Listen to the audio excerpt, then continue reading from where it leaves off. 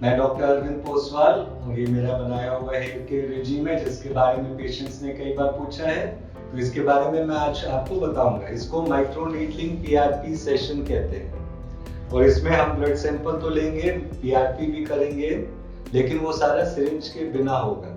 पूरा का पूरा ये चीज डर्मा रोलर और माइक्रो नीडलिंग पे बेस्ड है। तो फर्स्ट स्टेप हम शुरू करते हैं। ये नीडल है जिससे हमने ब्लड विड्रॉ करना है। हमेशा फ्रेश नीडल यूज होगा हर पेशेंट के लिए। ओके, दिखाइए, थोड़ा ऐसे मोड़ो।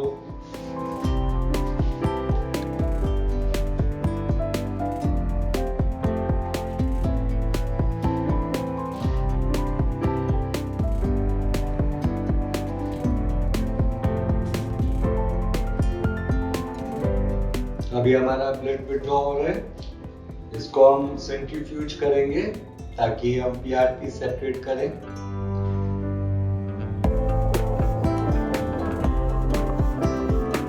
कई बार पेशेंट्स पानी नहीं पिए होते हैं, डिहाइड्रेटेड होते हैं, तो ब्लड धीरे धीरे आएगा, तो पेशेंट होना होता है। जब आप घर में करेंगे अपने ऊपर ही माइक्रो नीडलिंग, तो पीआरपी वाला पार्ट ओमिट होगा क्योंकि उसके लिए डॉक्टर का जरूरत होता है। अब ये हमारे पास एक सैंपल आया, लीजिए। ऐसा 2 सिरिंज हम फिल करेंगे। हर सिरिंज 8 ml का होता है, so we get approximately 15 ml blood लेंगे। उसमें से हम सेंट्रीफ्यूज करके 2 इंसुलिन सिरिंज फिल करके या 3 ml सिरिंज फिल करेंगे प्लाज्मा ग्रोथ फैक्टर्स के साथ। और अभी हमारा दूसरा सिरिंज भी फिल होने वाला है। Very good. अभी बाजू ढीला छोड़िए, मुट्ठी खोलिए। ये लीजिए, दूसरा सिरिंज भी फिल्ड है। रखिए, इसको पकड़ के रखो। अभी हमारा पीआरपी तैयार होगा। उतने समय हम इस एरिया में जहां पे बाल हल्के हो रहे हैं, उस एरिया में तैयारी करेंगे माइक्रो नीडलिंग का। तो माइक्रो नीडलिंग के लिए क्या यूज होगा? Derma roller.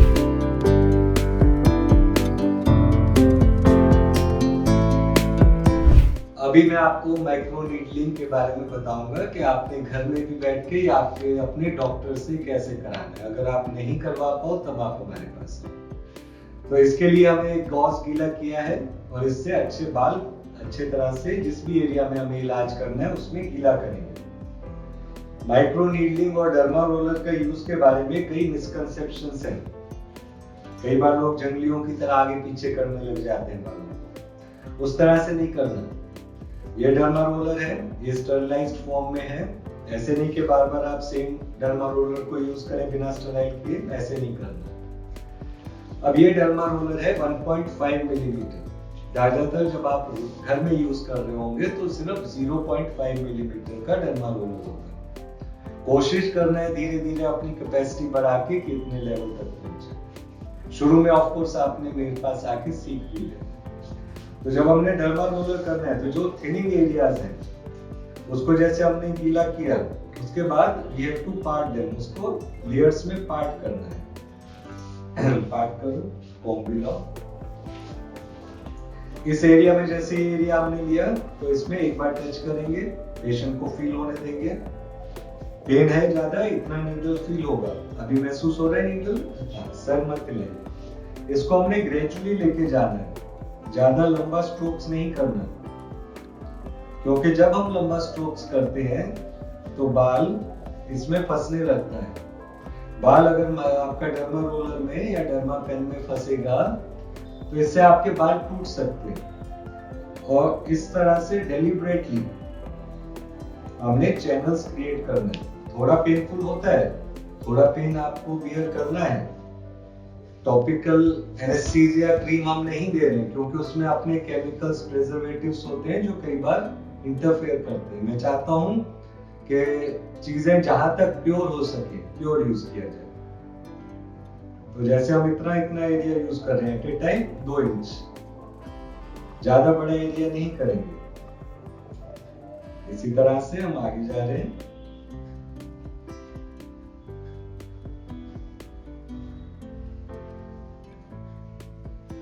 अब हम दूसरा साइड देखेंगे। इनका दोनों साइड में हेयर थिनिंग हो रहा है, तो यहाँ पे भी हम पहले बालों को अच्छे से गीला करेंगे। आपने उस साइड अगर ध्यान से नहीं देखा तो इधर देखिए।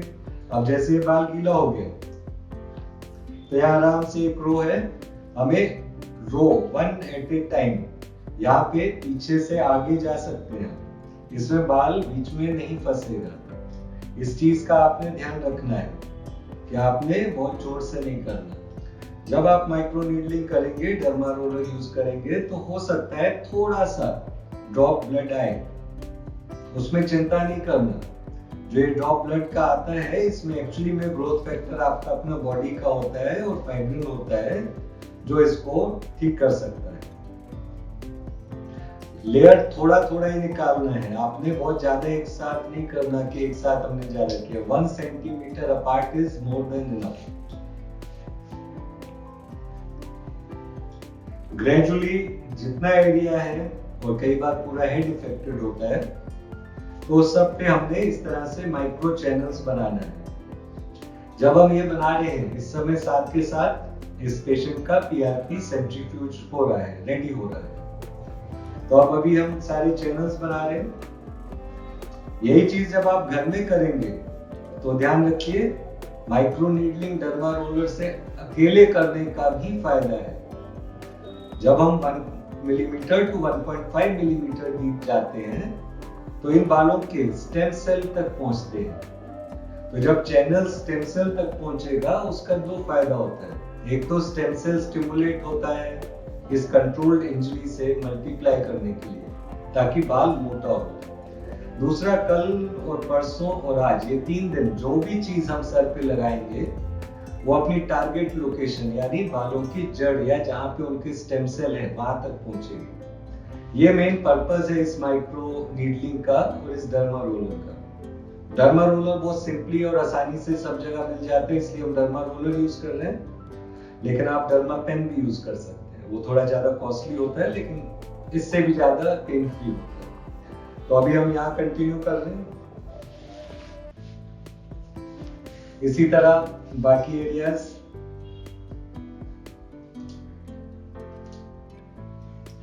ध्यान रखिए, थोड़ा पेन होता है, ऐसे नहीं है कि बिल्कुल पेन फ्री है। अगर आप बहुत पेन सेंसिटिव हैं तब टॉपिकल एनेस्थेटिक क्रीम्स लगा सकते हैं, लेकिन जैसे मैंने कहा, जितना कम केमिकल्स और प्रिजर्वेटिव्स रहेंगे उतना अच्छा है। अब इसका पर्पस क्या है माइक्रो नीडलिंग पीआरपी का?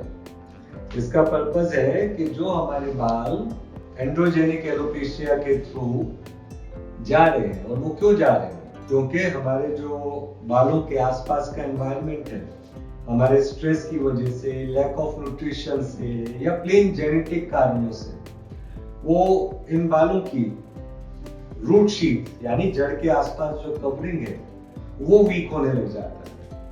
अब ये माइक्रो नीडलिंग करके हमने चैनल्स बनाया है स्कैल्प में, स्किन में, और जहां ये चैनल बना है इस पे हम अभी अप्लाई करेंगे रेस्वेराट्रोल सीरम। रेस्वेराट्रोल सीरम लगाने के बाद हम इसको वेट करेंगे अंदर एब्जॉर्ब होने के लिए। उसके बाद हम इस पे पीआरपी फ्लूइड यूज करेंगे। रिमेंबर, जब ये माइक्रो नीडल का चैनल्स बन रहा है तो ये बहुत कंट्रोल डेप्थ तक नीडल्स जा रहा है। तो इससे फायदा ये होगा जब हम पीआरपी देंगे, समथिंग जो कि कई बार ओवरलुक किया जाता है कि पीआरपी जब हम सिरिंज से करते हैं तो अगर ध्यान से कंट्रोल रखा जाए तब तो डर्मिस में ही रहेगा, यानी स्किन की लेयर के बीच में, जहां पे के बालों का स्टेम सेल होता है। कई बार क्योंकि नीडल तो बहुत छोटा और बारीक होता है लेकिन स्किन भी पतला होता है, तो कई बार वो स्किन की लोअर लेयर पे ही रह जाता है या उसके नीचे फैट में। हमारा मेन एम है कि डर्मिस के अंदर ही पहुंचाना है, वहीं उसका मैक्सिमम इंपैक्ट रहेगा। थोड़ा बहुत फैट लेयर में भी कर सकते हैं क्योंकि बालों का जो जड़ है डर्मल पेपिला वो वहां भी होता है। तो जैसे मैं ये 1.5 मिलीमीटर का डर्मा रोलर यूज कर रहा हूं, तो ये उन सारे लोकेशंस को, यानी जहां स्टेम सेल है, जहां डर्मल पेपिला है, वहां सब तक चैनल्स बना रहे हैं। सो हम ये चैनल्स जो बना रहे हैं ये भी एक्टिव रहेंगे एटलीस्ट 48 आवर्स तक। यानी 48 आवर्स तक आप यहाँ जो भी लगाएंगे वो अपने टारगेट लोकेशन पे पहुंचेगा। इवन डर्मा रोलर का नीडल जब स्टेम सेल को टच करता है तो वो स्टेम सेल को एक्टिवेट करता है। इसके ऊपर काफी स्टडीज हो चुका है। अगर आप चाहें तो यू कैन कॉन्टेक्ट मी, मैं उन रिसर्च पेपर्स का और स्टडीज का लिंक आपको दूंगा। तो इस तरह से जैसे हम कर रहे हैं पूरे एरिया पे, तो this is sort of a out patient procedure. ऐसे नहीं है कि इसके लिए हॉस्पिटल में एडमिट होना है या कोई बहुत बड़ा बेहोश करना है या ऐसा कुछ। अभी हमने इनका सारे एरिया में चैनल्स क्रिएट कर दिए। ध्यान रखो, मैंने ये नहीं किया इसमें जैसे दिखाते हैं कई बार ऐसे जोर जोर से करेंगे, फिर ऐसे करेंगे, फिर ऐसे करेंगे। वो सब करने से क्या प्रॉब्लम होता है, जब हम ऐसे मल्टीपल लेयर्स में जा रहे हैं तो सेंट्रल लेयर में ऑलमोस्ट स्किन को 100% डैमेज होना ही होना है। हमें चैनल्स बनाना है, हमने लड़ाई नहीं करना है।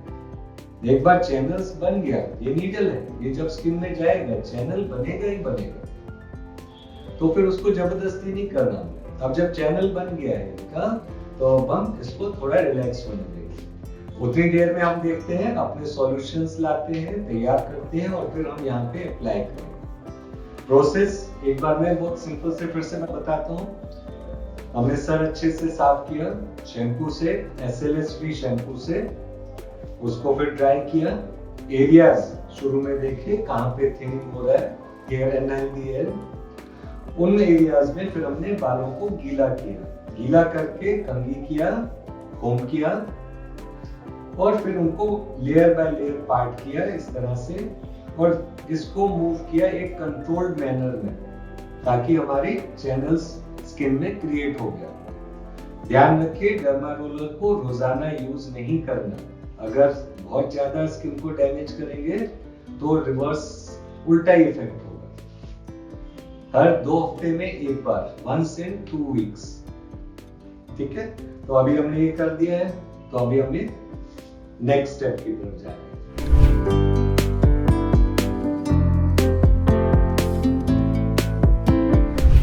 अभी मेरे हाथ में फ्रेश रेस्वेराट्रॉल सीरम है जो मैंने खुद बनाया है।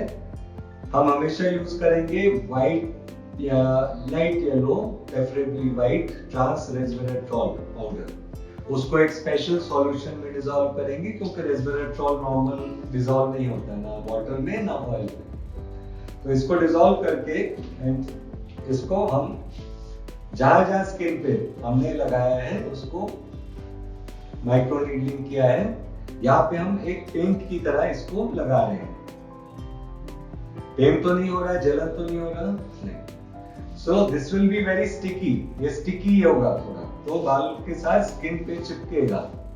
आपने ध्यान रखना है कि कम से कम 24 घंटे सर धोना नहीं है उसके बाद। हम चाहेंगे कि जो सारे चैनल्स बना है उसमें, और ध्यान रखिए जो चैनल्स बना है जब हम 1.5 मिलीमीटर डीप जाते हैं तो हल्का सा ब्लड आ सकता है, उसमें घबराना नहीं है।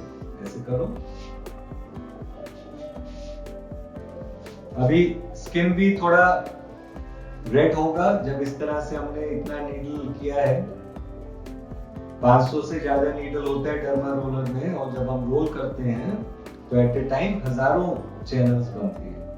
अभी इसमें हम पूरे इस एरिया में रेस्वेराट्रॉल सीरम लगा रहे हैं।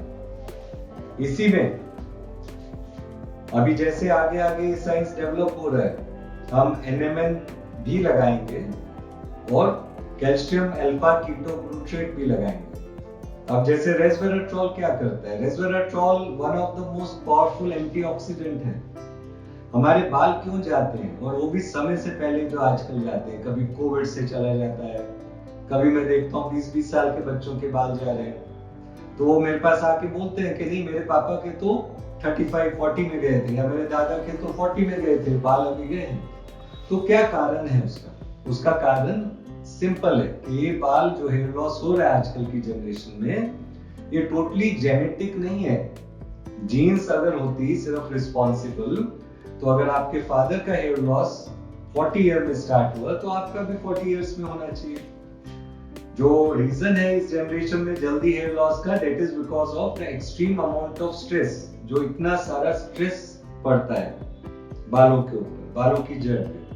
अब ये स्ट्रेस सिर्फ मेंटल स्ट्रेस नहीं है, इवन दो मेंटल स्ट्रेस भी इंपॉर्टेंट है। आप सुनेंगे कई बार पेशेंट जैसे बताते हैं कि मैं पढ़ाई करने के लिए घर से पुणे गया या किसी भी और सिटी गया, नथिंग बैड अगेंस्ट पुणे, मैं खुद पुणे में पढ़ा हूँ, FMC पुणे, लेकिन हाँ किसी और सिटी में गए तो मेरे बाल गिरने लगे, वहाँ का पानी खराब था, कई बार बोलते हैं हार्ड वाटर था, तो हम डॉक्टर लोग पहले मना कर देते थे। I was also culprited. सब बोलते थे ऐसे थोड़ी होता है, सिर्फ पानी से बाल चले जाता तो आपके हाथों के मूंछों के भी बाल जाते होते। तो अभी जो हमने वो रिसर्च किया है और जो अलग अलग जगह हार्वर्ड में, येल में, MIT में जो जेनेटिक सेलुलर रिसर्च चल रहा है, उसमें उन्होंने देखा कि जब माइस चूहों पे भी रेस्वेराट्रॉल लगाया गया, इसी तरह से माइक्रो नीडलिंग किया गया, चैनल बनाया, उसके बाद रेस्वेराट्रॉल का सीरम लगाया और दूसरे प्रोसेस में NMN भी यूज किया गया। NMN क्या होता है? Nicotinamide mononucleotide. उसको एक NAD प्रिकर्सर कहते हैं। NAD वो होता है जो हमारे अंदर एनर्जी होता है, जो हमारे एक सेल है। अब ये बाल है, इसकी रूट है, अब उसके रूट के आसपास एक प्रोटेक्टिव कवरिंग होता है। उस प्रोटेक्टिव कवरिंग को हम रूट शीट कहते हैं। जैसे तलवार का म्यान होता है उस तरह से वो रूट शीट होता है। अब जो पुराना साइंस है वो कहता है कि टेस्टोस्टेरोन से, DHT से बाल जाता है। मेरा थोड़ा इससे पूरी तरह सहमत नहीं हूँ, क्योंकि टेस्टोस्टेरोन सबसे ज्यादा हमारा बॉडी में होता है जब हमारा एज होता है 15 से 20 साल। तो 15 साल पे तो किसी का गंजापन नहीं होता, अदरवाइज तो 15 साल में हर कोई गंजा होकर घूम रहा होना चाहिए, जिसका डिस्टाइंड है कि हाँ जी इसको जेनेटिक है। हेयर लॉस होता है जब हमारा बॉडी में एजिंग का साइंस आने लगता है। अब आप लोग कहीं नाराज होंगे, मैं बोलूं कि 25 साल का यंग लड़का है और मैं बोल रहा हूँ कि एजिंग आ रहा है, या 30 साल में भी। तो देखिए हमारे बाल हमारा सबसे फास्ट ग्रोइंग ऑर्गन है, हर महीने 1 से 2 सेंटीमीटर लंबा होता है।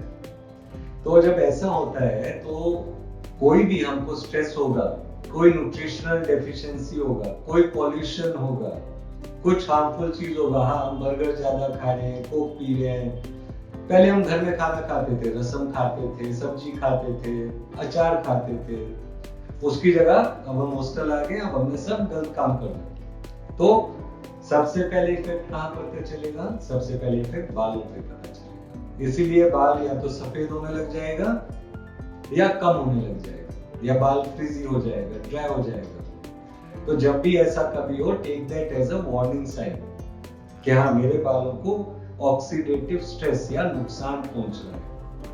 और उसमें जब जैसे मैं रिसर्च का बात कर रहा था, तो उन्होंने पहले तो चूहों के ऊपर किया रेस्वेराट्रॉल सीरम, फिर उन्होंने बालों को लिया, बालों की जड़ को लिया और पेट्री डिश में भी रखा और उसके ऊपर भी रेस्वेराट्रॉल डाला।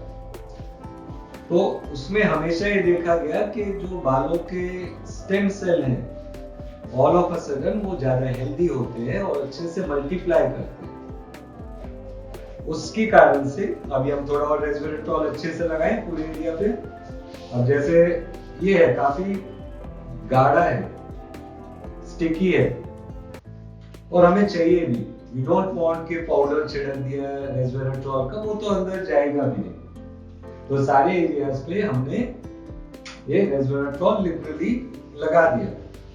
आपको जब यूज करना हो होम यूज के लिए, तो आइडियली मैं जो प्रेफर करता हूँ वो है freshly made resveratrol serum. You can pre order it, you can contact me और you can make your own serum, या फिर मार्केट से भी ले सकते हैं। मार्केट से जो लेते हैं उसमें सिर्फ एक प्रॉब्लम रहता है मेरे को कि उसमें बहुत सारा प्रिजर्वेटिव्स डला होता है। सो दिस इज, अभी हमने पूरा सीरम लगा दिया स्किन के ऊपर, some of it is getting absorbed, बाकी over a period of time यानी नेक्स्ट 24 आवर्स में एब्जॉर्ब होता रहेगा। क्यों होगा? क्योंकि हमने वो बारीक होल बनाया, that is one thing, micro needling से।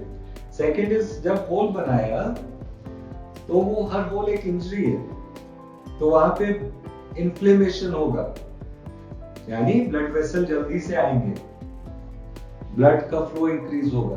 तभी जब आपके यहाँ कोई भी चीज चोट होता है तो ब्लड का फ्लो इंक्रीज होता है ना। तो अभी जैसे ब्लड का फ्लो इंक्रीज होगा तो एक तो न्यूट्रिशन यहाँ आएगा और साथ के साथ ये स्किन ज्यादा एब्जॉर्ब कर पाएगी चीज। So this is now complete. अभी हमने अच्छे से रेस्वेराट्रोल लगाया, अब हम नेक्स्ट स्टेप पे जाएंगे और इसमें पीआरपी के ग्रोथ फैक्टर्स भी इसी तरह हम कोट करेंगे। इस दौरान बीच में अगर आप चाहते हैं तो डर्मा रोलर को दोबारा स्टेरिलाइज कीजिए। ध्यान रखो जब भी आप इसमें लगाओ हर बार उसको स्टेराइल करना है, ठीक है। तो इसको हम फिर क्लीन करेंगे। ये अभी एंटीसेप्टिक लोशन में था, अभी हमने इसको फ्रेश डिस्टिल्ड वाटर में से लिया है और फिर से इसको हम लेयर बाय लेयर स्टार्ट करेंगे। अभी what do you think is happening? अभी जैसे ही नीडल्स स्किन के ऊपर जा रहे हैं, it is pushing the resveratrol serum inside at one go. काफी हद तक जैसे टैटूइंग में नीडल जाता है तो पिगमेंट जाता है ना, ओनली थिंग इज इसमें पिगमेंट नहीं जाएगा क्योंकि पिगमेंट तो है नहीं कोई।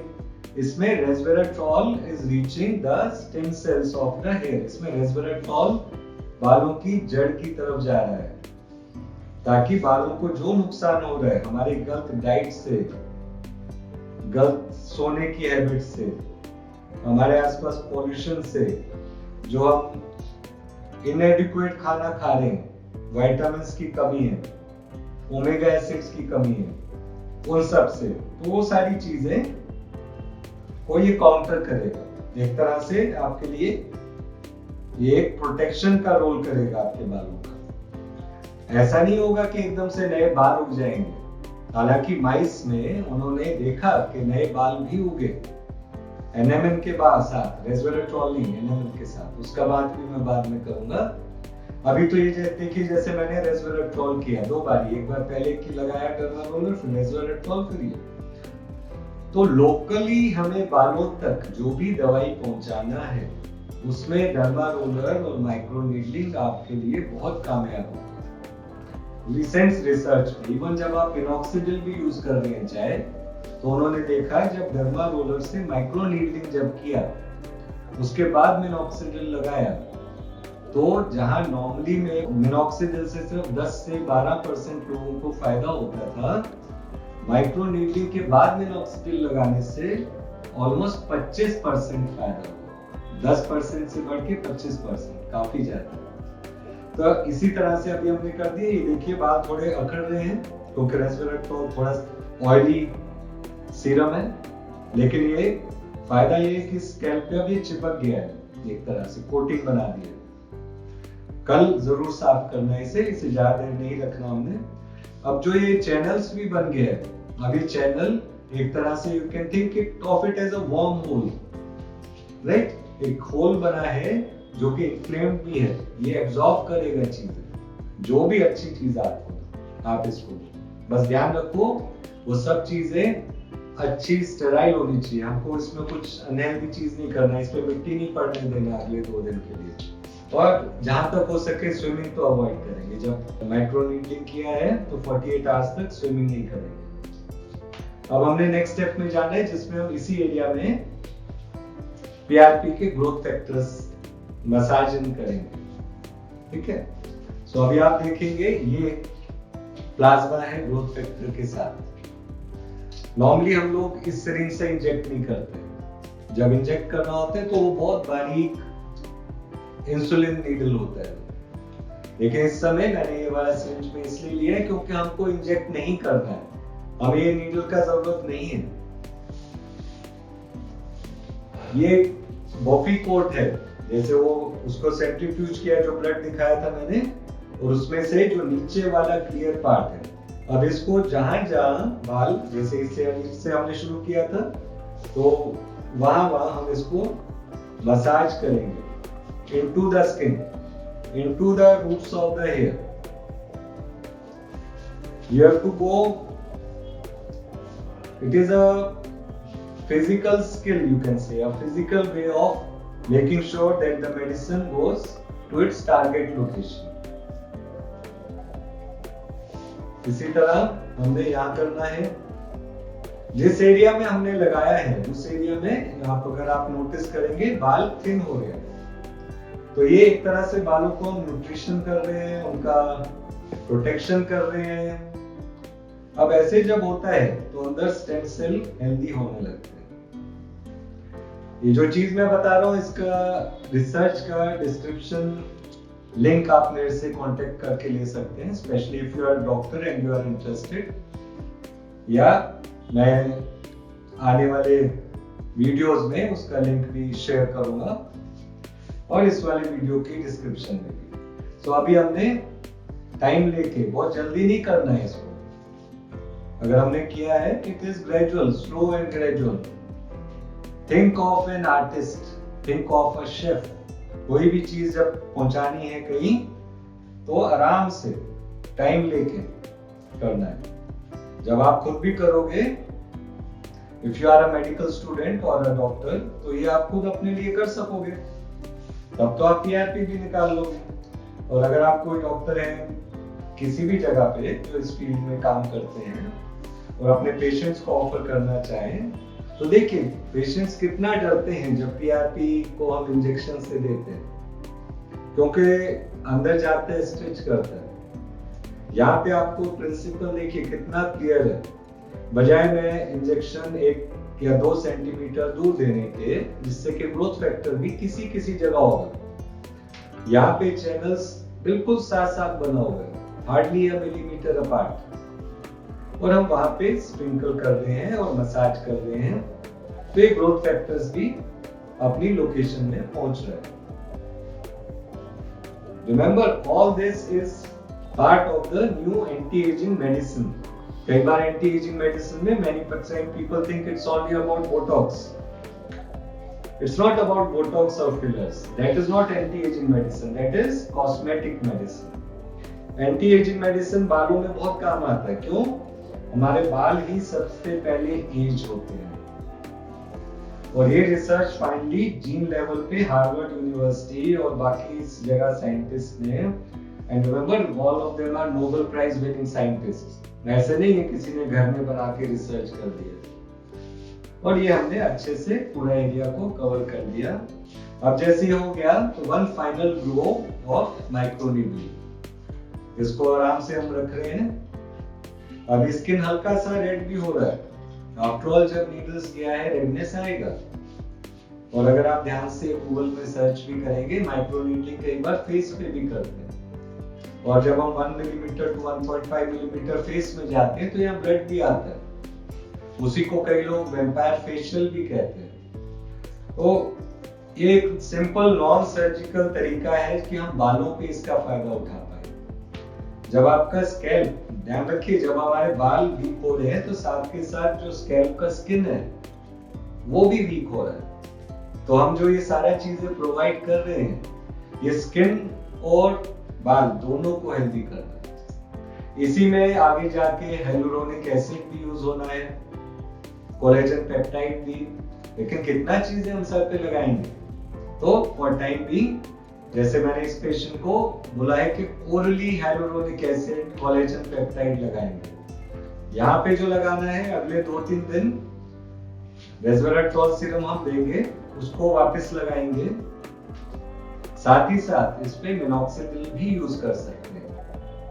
और 2 days at least minoxidil will go much deeper, कम से कम 2 दिन मिनॉक्सिडिल काफी गहराई तक जाएगा। अब लास्ट फेज में हम इसके ऊपर one final time derma roller का यूज करेंगे।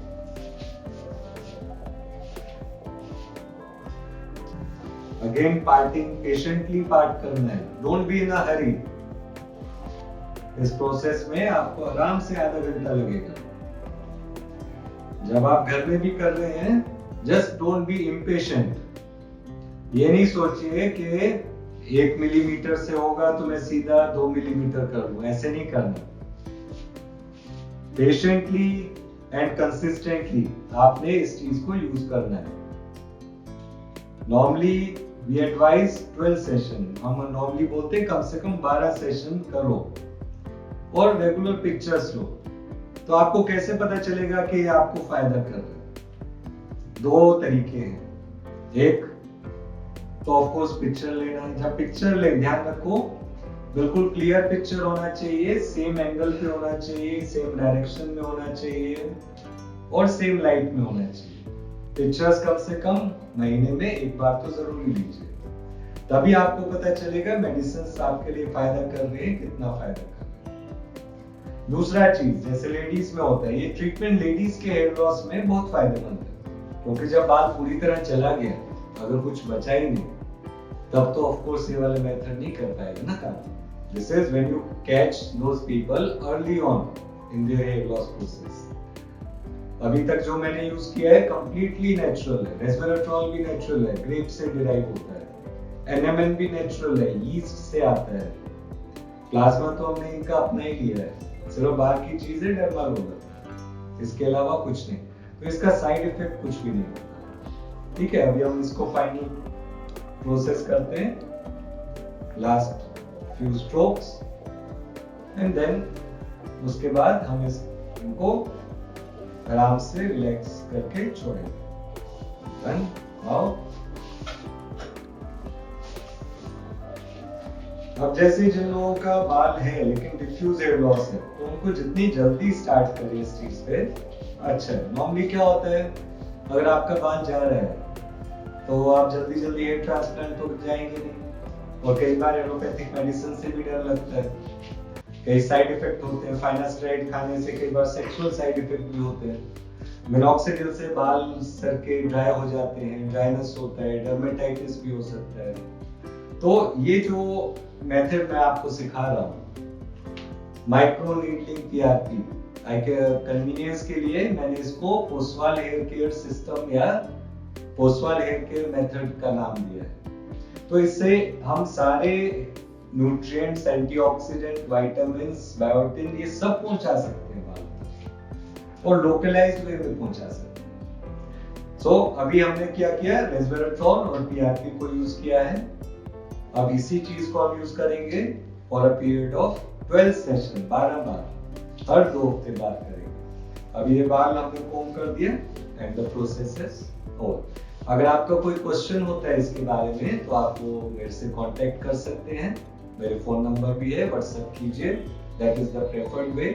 और अगर आप अपने बालों के लिए इलाज चाहते हैं and you want my consultation to take a few pictures, जहां से बाल गिरे हैं, अच्छा क्लियर पिक्चर में फोटोग्राफ्स लीजिए, क्लियर लाइट में, सॉरी, और उसको मेरे पास भेजिए व्हाट्सएप से। एंड ऑफ कोर्स अगर आपका कोई मेडिकल इशू है, जैसे थायराइड हार्मोन का प्रॉब्लम है, वो चीज पहले चेक कराइए, दैट वो तो बेसिक रिक्वायरमेंट होगा, मैं पूछ रहा हूँ। इस तरह से keep your hair healthy. If you are not destined to lose hair, जैसे मैंने बताया जेनेटिक कॉजेस पे होते हैं, लेकिन एपिजेनेटिक कॉज, एपिजीनोम, जो ये सब मैंने किया, मैंने अभी ये क्या किया है इनके लिए, मैंने इनके स्टेम सेल्स को न्यूट्रिशन एक तरह से प्रोवाइड किया है, और साथ के साथ ग्रोथ फैक्टर्स वो उनका ग्रोथ स्टिमुलेट किया है। तो वो सारा का सारा चीजें एक तरह से इनके बालों की लंबी उम्र के लिए फायदा करेंगे। ये नहीं कि अगर जीन्स है कि हाँ जी पापा के पूरे हेयर लॉस हुए थे तो इनका हमेशा के लिए बाल रहेगा, लेकिन जो इतनी यंग एज पे जा रहा है हमें उसे डिले करना है, वो तो हम जरूर करेंगे। आने वाले टाइम में keep your eyes open. We have come across new research, जिसमें नया रिसर्च है जिसमें कि देखा गया है कि एनएमएन के यूज के बाद, जैसे अभी इसमें मैंने रेस्वेराट्रॉल और पीआरपी ग्रोथ फैक्टर यूज किए हैं, उसी तरह कई और ग्रोथ फैक्टर्स और एनएमएन को यूज किया गया है, जिसमें कि actually number of hair have increased. अब मैं ये नहीं कहूंगा कि नए बाल बन गए, लेकिन ये जरूर है कि कई बाल जो कि रेस्टिंग फेज में चले जाते हैं, टेलोजन जिसे कहते हैं, तो रेस्वेराट्रॉल हो, चाहे ग्रोथ फैक्टर्स हो, चाहे एनएमएन हो, वो उन बालों को रेस्टिंग फेज से पुश करते हैं ग्रोथ फेज में। ग्रोथ फेज में जब पुश करेंगे, यानी बाल ज्यादा देर तक ग्रोथ फेज में रहेगा। जब ज्यादा देर ग्रोथ फेज में रहेगा तो मतलब होगा ज्यादा लंबा होगा, तो लंबे बाल भी होंगे। और नेचुरली जब आप उनको सारी चीजें देंगे, बायोटिन, क्वर्सेटिन, रेस्वेराट्रॉल, एनएमएन ओरली भी देंगे, पूरा बॉडी में भी रहेगा। डाइट भी अच्छा रखेंगे। डाइट में क्या चीज बोलता हूं मैं? ब्रोकली, मशरूम, टमाटो का सैलेड, सैल्मन अगर आप फिश खाते हैं, अगर सैल्मन नहीं खाना तो कोई भी ऑयली फिश, और कुछ नहीं तो सी फूड जरूर अपने साथ खाइए।